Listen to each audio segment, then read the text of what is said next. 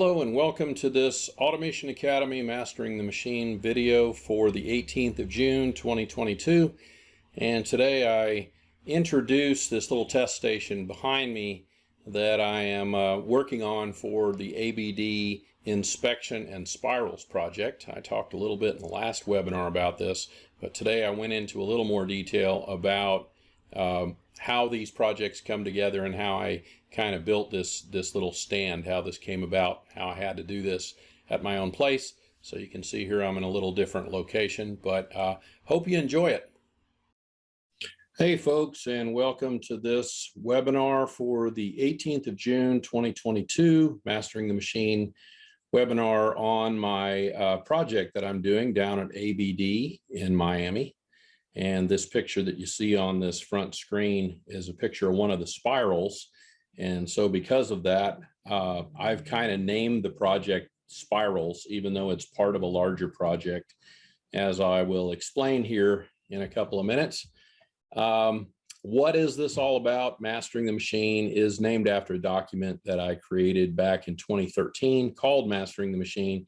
And it's really about systems integration. The document itself is about planning and machine building and documenting that kind of thing. And I just thought it was kind of a cool name. So I named this webinar after that. I do this every 2 or 3 weeks. It is sponsored by the Automation Academy and Automation LLC, which is my company, but also this icon right here, Automation NTH, has really helped me out a lot. So I put their logos on a lot of things, including my books. And so that's kind of a little bit of the background of the name of this webinar. What is the Automation Academy? This is a membership website where I keep a bunch of training videos for Allen Bradley, Siemens, Omron, that kind of thing. I have some job and aptitude assistance information on there, lots and lots of downloadable documents and some software, right, for PLC programming, things like that. There is a community with interest groups. Really, the groups are the only thing there, but it was originally designed as a kind of a social media site, but I really didn't have a lot of participation on that. So I've kept the groups, but really don't have much in the way of individual profiles and things like that anymore. We do regular events like this. These are webinars, podcasts, whatever you want to call them, every 2 to 3 weeks. And again, I do them on Zoom. I post them on YouTube when I'm done. They're on LinkedIn and that kind of thing. So a little bit about my new book. So this is Maintenance and Troubleshooting Industrial Automation. I kind of mentioned this during the last webinar. I've taken a lot of parts of the book out and made documents out of them and posted them on the Automation Academy site. Again, if you don't know where that site is, you can find it here. Appreciate anybody who joins. It helps fund some of my efforts, things like that. So that's what that's about. I have written several books and much of the content is downloadable from the Automation Academy. It's pretty expensive if you wanted to just go out and buy the book. You can see some of the pricing here. That particular book is anywhere from, looks like the low is $56, $51 plus shipping probably here. And you can join the Automation Academy and download it, get a month worth of membership and download the entire book in separate sections, PDF sections, for only $9.99. So that's a pretty good deal. You get the book for a better price. A little bit about ABD. So how did I get involved with ABD? Some people are interested in the history of it.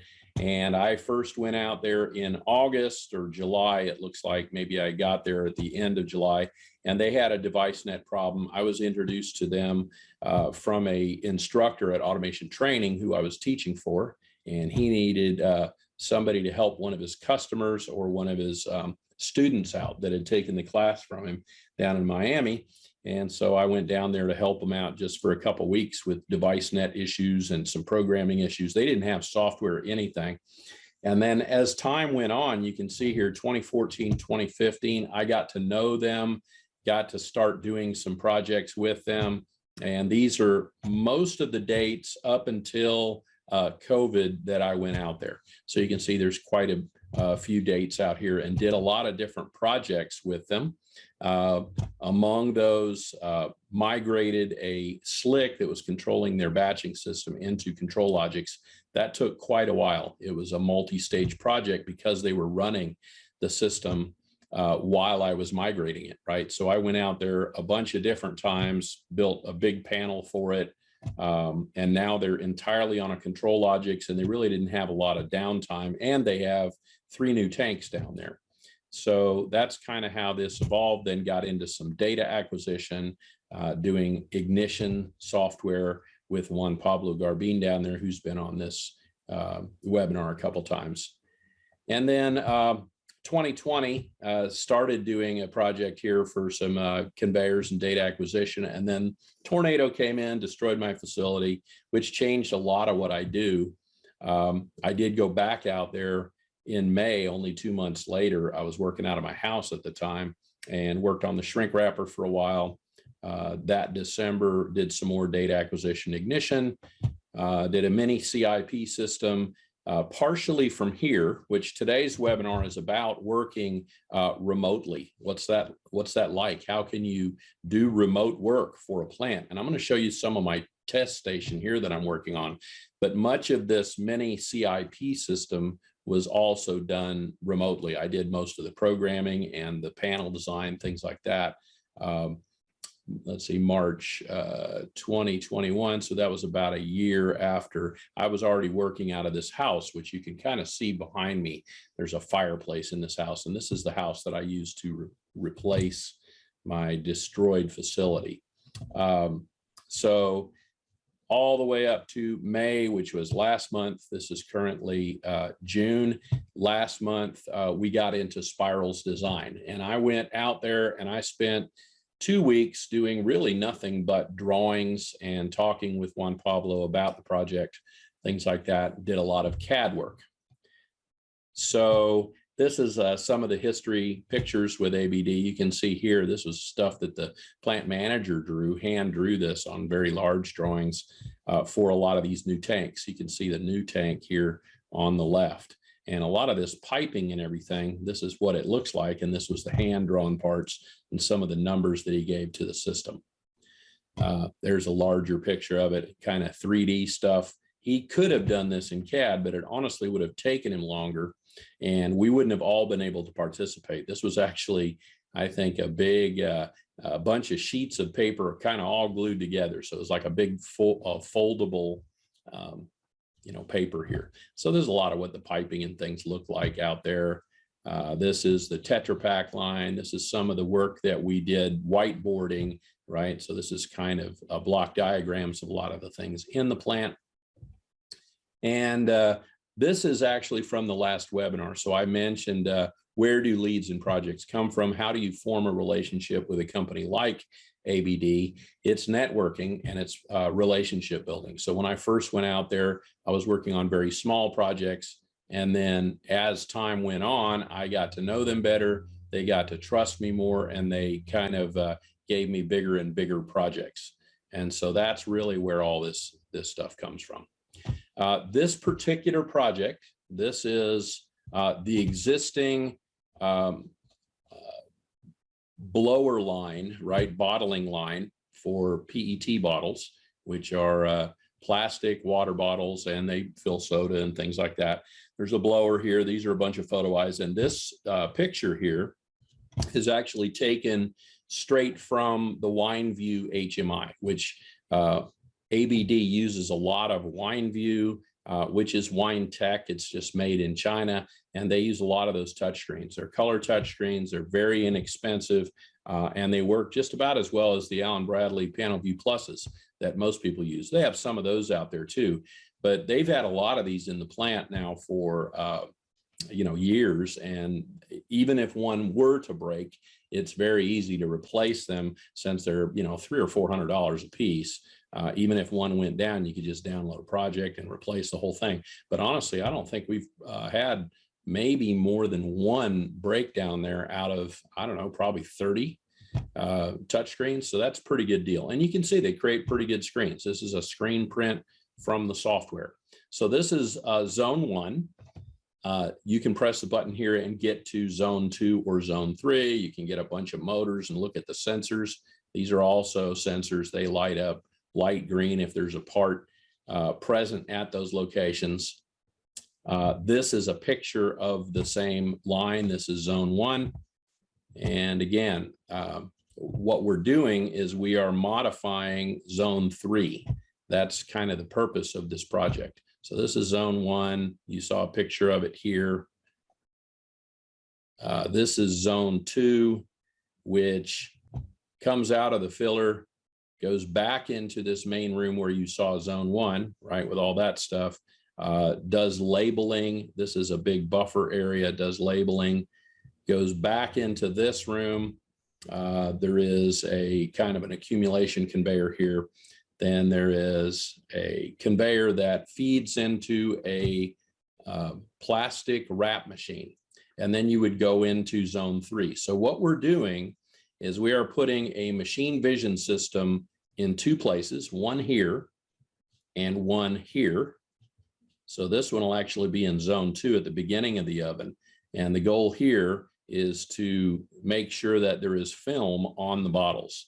And if there's not film on the bottles, then we want to stop this conveyor. We don't want bottles laying on their side inside the oven and things like that if the bottles fell over and things like that. So they already have kind of a photo eye system here detecting whether bottles have fallen, but we're going to replace that with a machine vision system.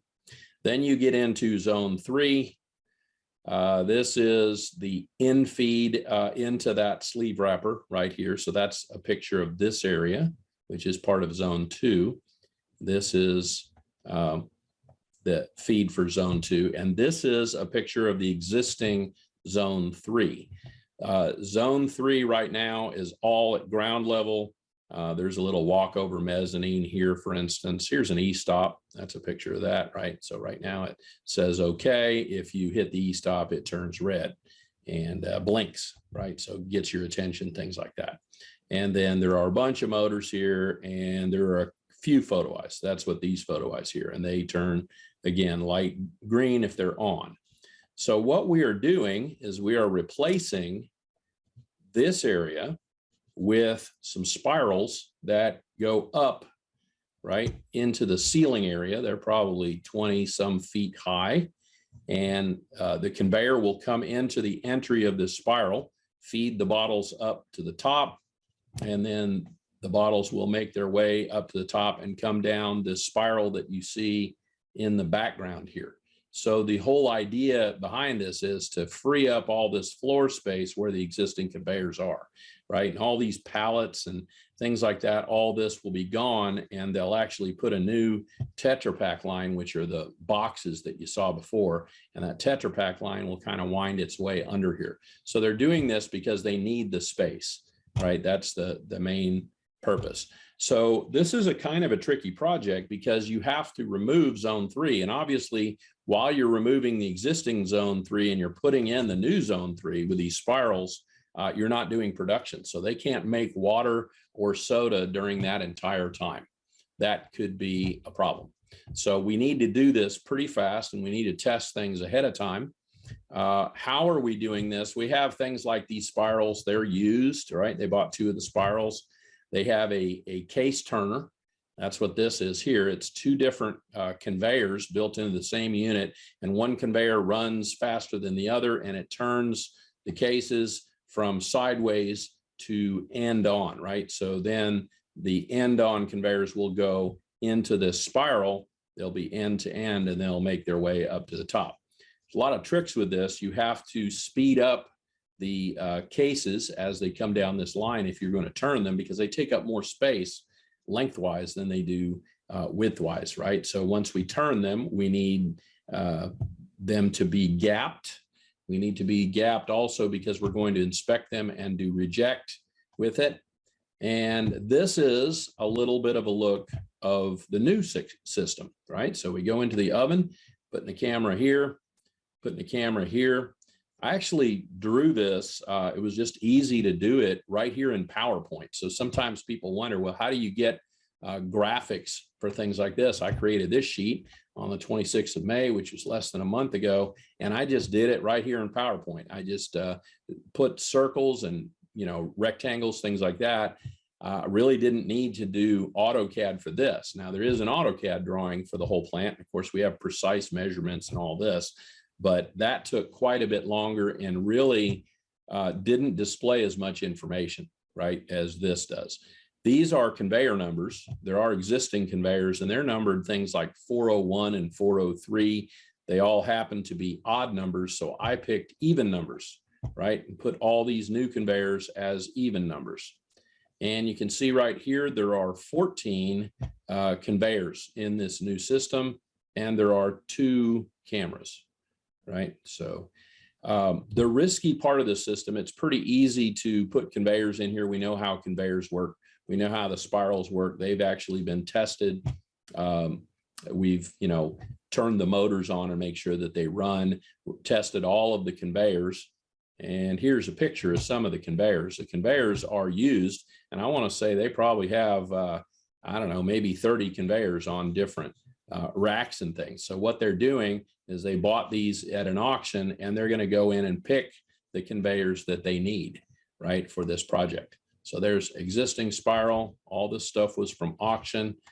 There's an existing conveyor. We can reuse these also if we need to, but most of this, they'll probably build all the conveyors on the ceiling ahead of time. And then at the last minute, we will, feed with a little jog into this spiral. And then the parts will go up the spiral and that kind of thing. So that's what this little jog here is all about, right? Right now, the conveyors go straight and they will take a little turn here and go into the spiral and up. So that's just a little bit of a background. I showed most of this during the last webinar. Simplified project steps, concepting, the whole idea of all this, right? They had most of the idea ahead of time based on the requirements. Why are they doing it? To create space, things like that. Preliminary design was hand sketches and notes during a meeting with Juan Pablo and Luis, who is the plant manager, and Guillermo, who's the maintenance manager. And then the first thing I do whenever I do a project like this, and I've kind of emphasized this before, see if I can find my spreadsheet. Oh, look at that, I've closed it. That's not good. So maybe I'll have to skip the spreadsheet this time. Let's see if it's quickly obtainable. It is not. Yeah, maybe I can open it from the file. See if the file's open. Nope, even the file's closed. Somehow I closed a lot of my stuff here. I would like to show you the Excel spreadsheets from this because it is useful. Let me see if I can find it. Projects, ABD, conveyors, spirals, right? So that's what I named this section. And go into my spreadsheets. Here's one of them. See if this opens up. And then from here, I should be able to open some of the other ones. So the first thing I do whenever I create a project is I start a spreadsheet like this. And, stations, first thing I did was list out all of the stations, film inspect, camera inspect area, all this kind of stuff, horsepower of motors. So this saves time later. You'll wish you had a spreadsheet if you don't already. And then I did things like the motors got all their full load amps because I needed a size things in the drawings. So to make my single line drawings, things like that. Started listing all the parts out. You can see a lot of the parts were from Automation Direct and, pretty inexpensive and all from the same source. So this was great. We couldn't get things like this COM module. So we decided to hardwire a lot of the IO, like analog, use analog instead of sending messages to control drive speeds and things like that. Let me open a couple other things. Ethernet addresses. I haven't even assigned these addresses yet. And I'm using temporary addresses right now. And then I made a list of the drawings. So this was much of what I did for that 2 weeks. It took me right at 75 hours to do 32 plus 6. something like that, drawings, and then made an IO list out of it, things like that, which is what you use to start your program. A little bit more about the program. Let me see if I can find it. What I did here is I created a IO list, as I showed, and then I created a simple IO spreadsheet that looks like this, right? Simple IO spreadsheet allows you to concatenate a lot of the tag names. So you can see here, if I type in things like this, it creates an address here, and then it also creates an alias. And aliases are very important in tying your inputs and your outputs to physical addresses. So that's what this was all about. And then I use this to import into a CSV file, which is this, right? And this is actually in the format that the PLC uses. So you can just copy things, but it saves you a little bit of time. As you can see here, just IO wise, I've got 103 tags, and it would have taken me a while to just type those and type all these aliases. So I used Excel to do all that. And then after doing that, I imported them into my PLC program, which may also be gone. Yeah, it looks like even my PLC program was gone. I kind of hoped to be able to show all this stuff. Everything was open at the beginning of the project, and then it's disappeared. Actually, now that I think about it, what I did is I opened the project on a different screen. So let me continue with this, and then I'll show you around a little bit of the program and the project itself that I want to show you today. So that's what this was all about: examination of existing line plant components, begin the CAD single line, more discussions, completed the electrical CAD, completed all this by May 26th. And you can see now it's June 18th. So it's less than a month later, and I've been doing other stuff. So that's what I'm going to talk about, is the other stuff. So panel fabrication, we've already started that. We have a supply chain problem. So one of the things that happened is all the drives that we ordered are going to be late. They're not going to be here until July. That is definitely a problem, because Juan Pablo brought a panel builder in from Argentina, and that guy was here on June 1st, hoping that the drives would arrive on like June 6th or something after he built the panel, and suddenly the drives aren't going to be here until July. So the guy's here for like a full month and may not have anything to do. That is a bit of a problem. Of course, they're doing this 1,000 miles away from me down in Miami. I'm up here near Nashville, and I'm doing my part. So I drew everything. They're going to install all the conveyors around the existing line, as I mentioned. But we also have 2 machine vision cameras, and we have a PLC and HMI. And then we need to get all that kind of done and tested as well as possible for integration August, September. It honestly may be October by the time we get into this. And then we'll do a startup, and we'll have to have training and things like that. And they'll be in production at that point.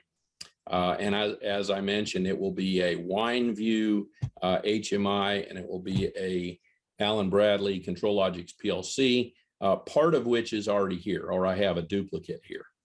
So the idea that I had for the test station, right, the vision test station, so that's the part that I need to test ahead of time. And it's very fortunate I have several cameras, several Cognex cameras of my own that I had before the tornado, and they've just been in a box. I haven't honestly done a lot with them. And then I had the idea, well, I'm going to get a little belt conveyor, right? And that's what this is. Had this idea, and as you can see here, I was having an adult beverage while I drew this up with some friends up at Sammy B's, my local bar here. So that was kind of fun. I just sat here and sketched some of this stuff up. What's it going to look like? Figured out what the extrusion was going to be. That's the extrusion that you see over here to the right. Fortunately, Automation Direct also sells extrusion, so I was able to buy a little bit of this. And I have a little bit of extrusion myself, and I bought the conveyor online. And when I was down in Miami, I brought these bottles, some of these packages down. You can see 2 of them on the floor here behind. So these are representative of the sizes that we'll have. So the general idea behind this test station is I have a moving conveyor. I will stick a package of bottles down at the beginning of the conveyor. It will make its way through here, trigger a photo eye, and a camera up here will take a picture of this. And hopefully the bottles don't fall off the end of the conveyor. And that's what I'm going to kind of show you how I'm going to do that with this little test system. So here is the test system as of yesterday, the test station. You can see there's a camera up here at the top, and there is a camera here on the side, right? That's what this camera is. And then there's one up high. And this is what the image looks like in the Cognex software. So that's about as far as I've got on the machine vision. I have measured this. I've kind of scanned in with some lines and figured out how wide this part is. And so as the part comes along and triggers it, we'll be able to measure it and look at things like these caps, see if they're all there around the edge, look at the logo maybe and see whether it's a good logo or not. Messy wiring, as I mentioned. And then I'm about to show you, so I'm going to kind of stop sharing the screen and show you a little bit of the system here just by moving my camera around. So I'll kind of show you how I do some of this, kind of interesting. So I'm going to stop sharing. Here I am, yeehaw. And I have this cool little camera that I usually use for these webinars and things, and I can point it at things.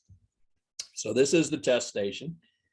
Up here is the camera. That's one of the cameras. Let's see. There we go. Hope I'm not making everybody dizzy. All right. You can see there's a fireplace back here because this is a house. I have put some lights here. These lights are a bit of a problem. These are LED lights, and I thought, well, they're LED, so they may be DC, and they're not. Oh, you can see the top of my head there. That's not good. Right. So here's the bottle of water that we're inspecting. There's another camera that's going to be looking for the film. And here is a little bit of my workstation. Hopefully this camera doesn't work very well. And this is the PLC program. Right. So what this is going to do is it's basically very simple, going to stop the conveyor when the part gets to the end of it. And the way I'm going to do that, I'm going to show you a little bit of these kind of cool little photo eyes. I've had these all the way back since the Smart Bench. And these aren't just photo eyes, they are part presence sensors. And they have little lights on them. That's what these little parts right here are. They're lights that light up if there is a part present, and the 2 units are different.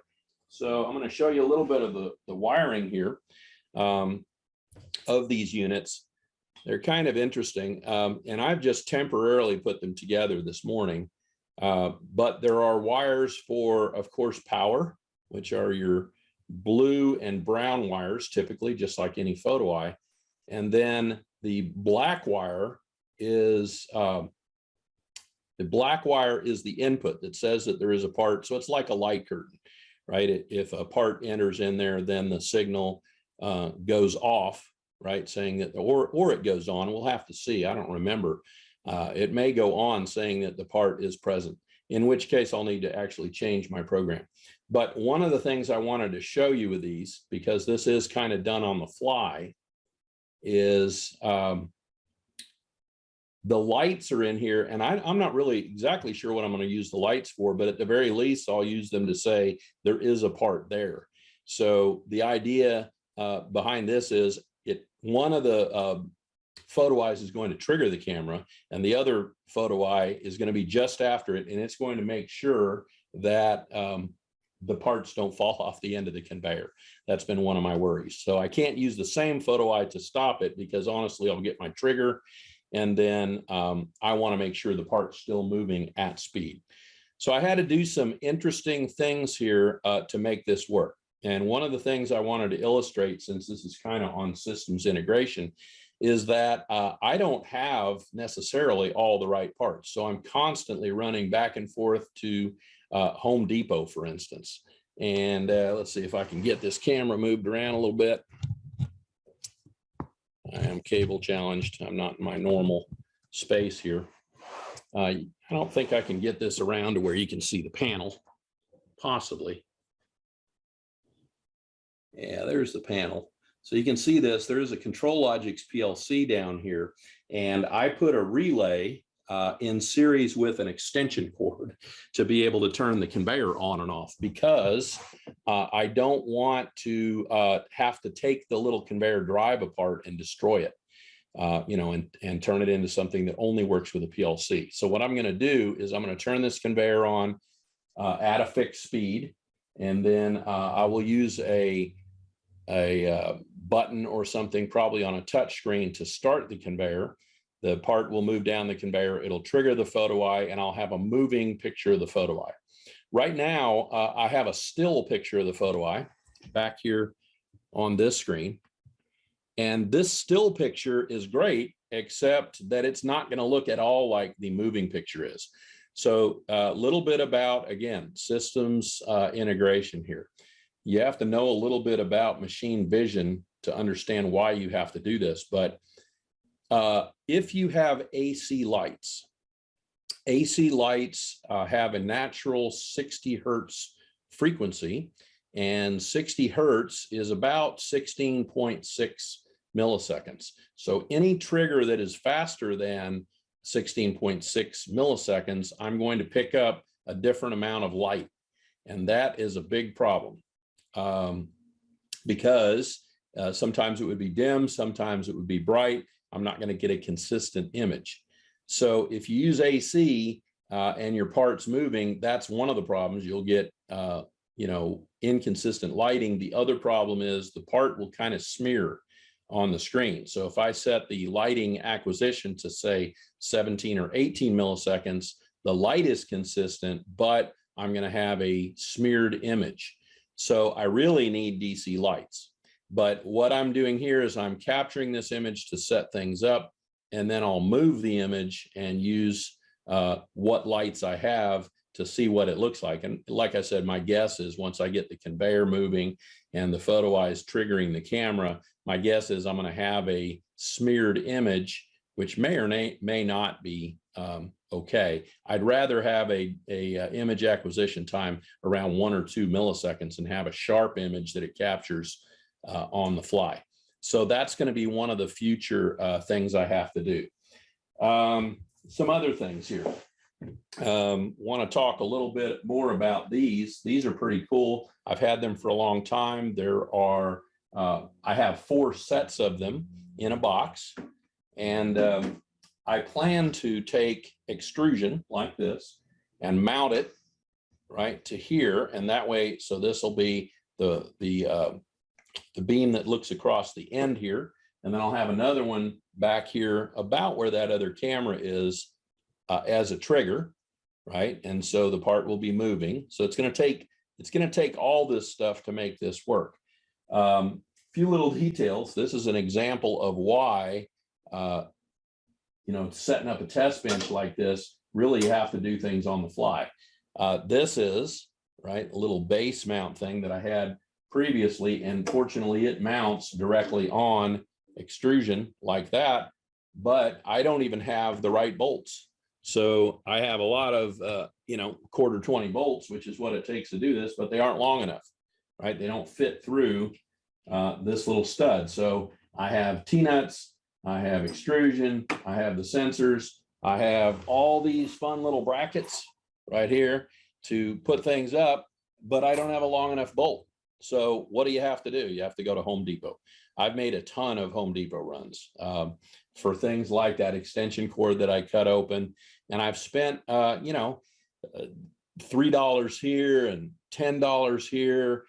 Of course, bought the conveyor and this stand itself. And by the time I'm done, I'm going to have, I don't know, probably just in the test station, easily 40 hours. And I've already got 20 hours in setting this up, building things, wiring the panel. And I'm going to have another 20 hours by the time I get this thing just triggering the cameras.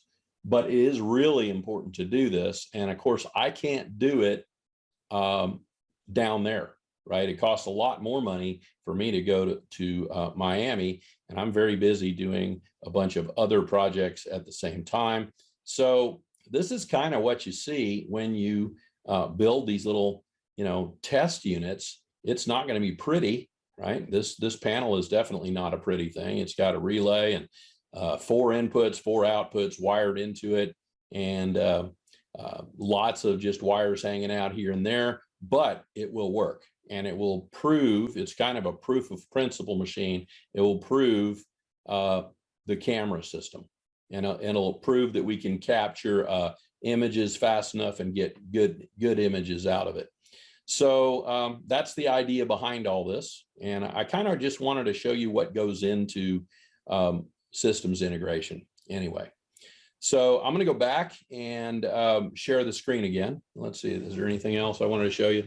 I'm having to use a separate computer for going online with the PLC. I don't have version 19 installed on my computer, and that is where actually, let me see if I can set this up. That is where I had set up my other Excel spreadsheet. So that's why it wasn't on right the screen that I had. So I had all this set up to show, but then didn't have it on the right computer. Another thing to show you. So some of the parts have been remotely ordered from Juan Pablo. He ordered an ENBT card, and to set that up, I had to use the boot P DHCP. It came in with a DHCP address, and I assigned it the same address that was in one of these fun suitcases over here, right, that automation training uses. So this, right, all this stuff, this week, what did I do? I had to go teach a class. So I finally got yesterday to come back here and play around with this system. But meanwhile, I had borrowed an Ethernet card out of one of those suitcases. So that's where the 192.168.2.200 address came from. It was one of the ENBT cards that I used ahead of time before I got the one that Juan Pablo bought for me. So that's just a little bit of the kind of things that it takes to do systems integration, do things on the fly. System integration on the fly. That's kind of what this is all about. So messy room, things like a bunch of bins of 80-20 parts and a drill and a tool chest, all this. You got to do all the physical part while you're doing all the programming part. Up here, I've got some wiring things. That's a bunch of ferrules and the tool chest, and lots of tools down here just laying around on the floor. And this is kind of what it's like when you're building a little prototype. Everything's not going to be all that neat and pretty.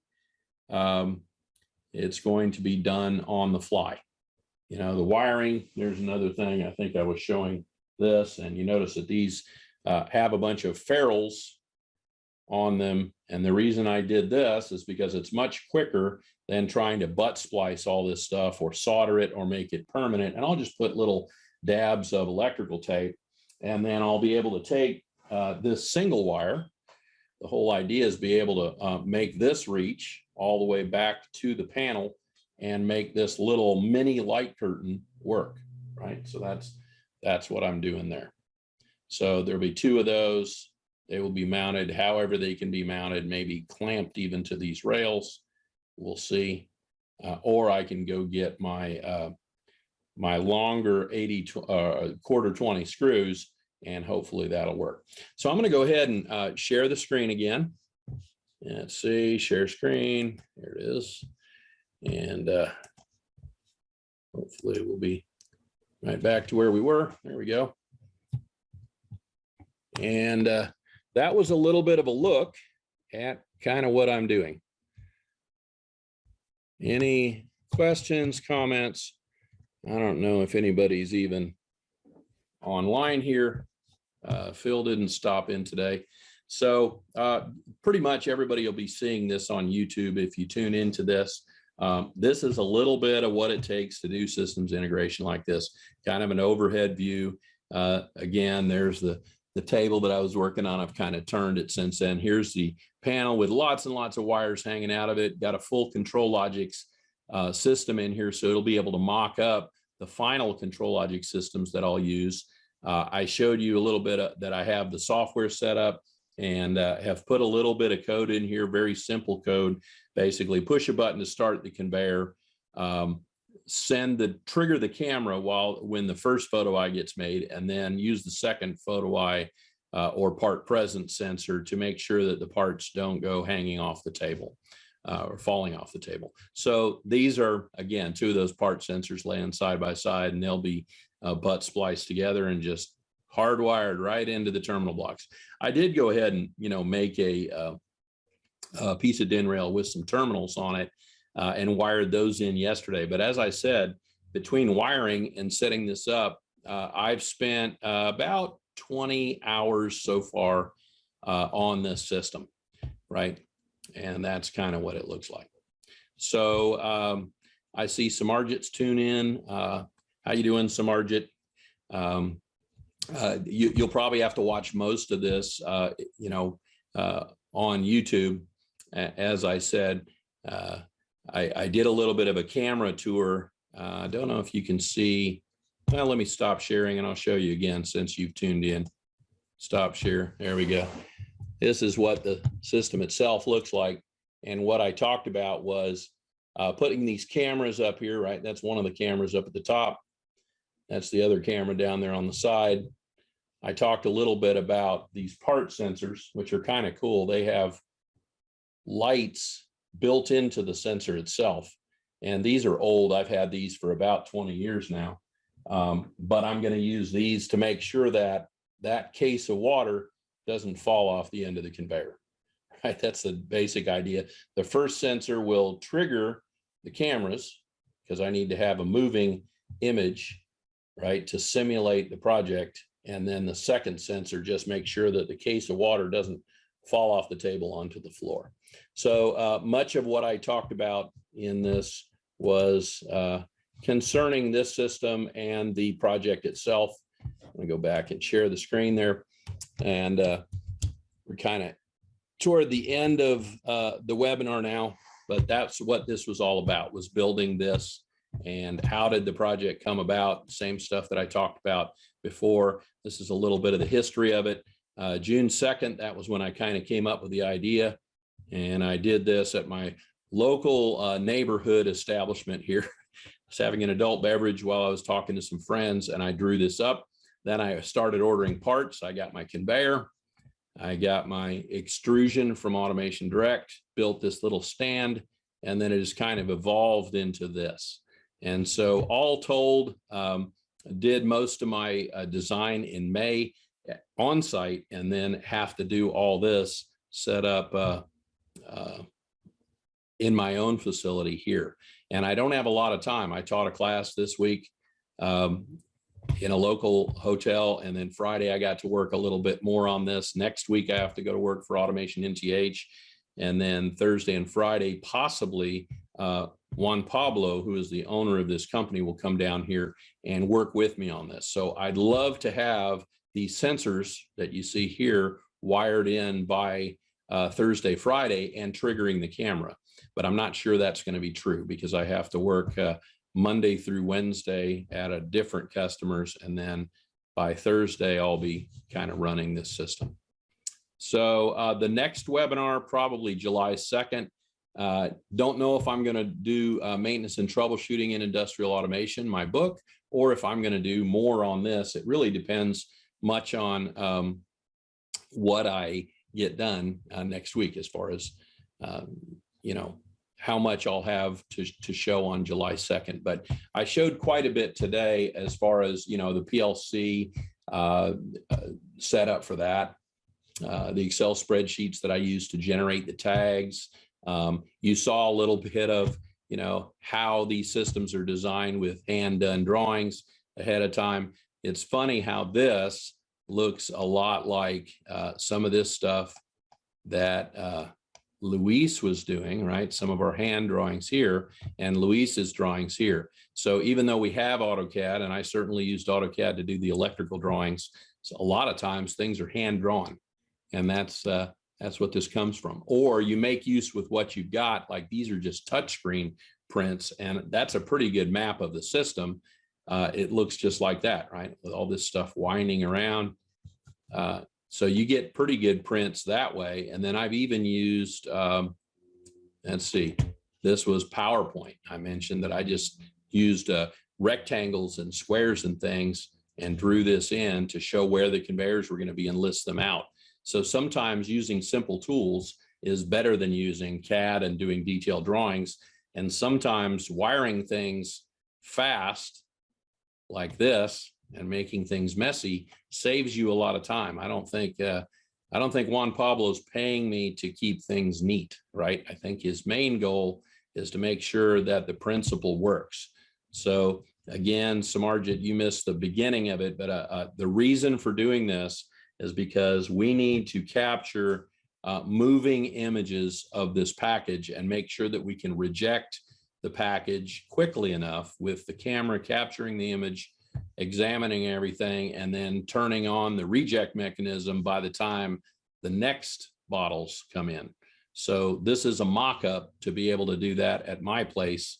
And it's probably going to take, like I said, I've got 20 hours in it right now, building all this stuff, wiring it up, setting up the cameras. I'll have easily another 20 to 30 hours just on this test system by the time Juan Pablo comes down here and checks it out. And then, of course, I probably have 100 or more hours in programming. I have PLC programming to do for all of the conveyors and the HMIs. HMIs take a while to draw. They will look something like the existing system, right? Except it will be in more detail because it'll have the spirals built into it, right? It'll have all that stuff. So it'll look probably as complicated as this system with the camera results, and there'll be some more screens for that. But anyway, that is this webinar. It kind of wraps this up. Like I said, I called it spirals because of these, because of the spirals that are going up to the ceiling. And then inspection, this was about my inspection station, which I'm mocking up here. All part-time. This will probably go in, as I mentioned, August, September, somewhere around there, but there's been delays. Like I said, the drives are delayed. We're not going to get those until July. I imagine installing the conveyors, they may get backed up on that. There's a lot here, right? All this stuff's in crates. All these are, right? And all this stuff's in the way. So we'll see when they get around to it. But the goal is to get this done by August, September. Honestly, it may be October by the time we get done. And we're going to probably spend 2 weeks kind of getting it all running, and then I'll have to do training. So that's where all this came from. Next webinar, again, July 2nd. I will put this on YouTube so you can see a little more and see some of the more details of how a little project like this comes about. But that's pretty much it. Hope you enjoyed it.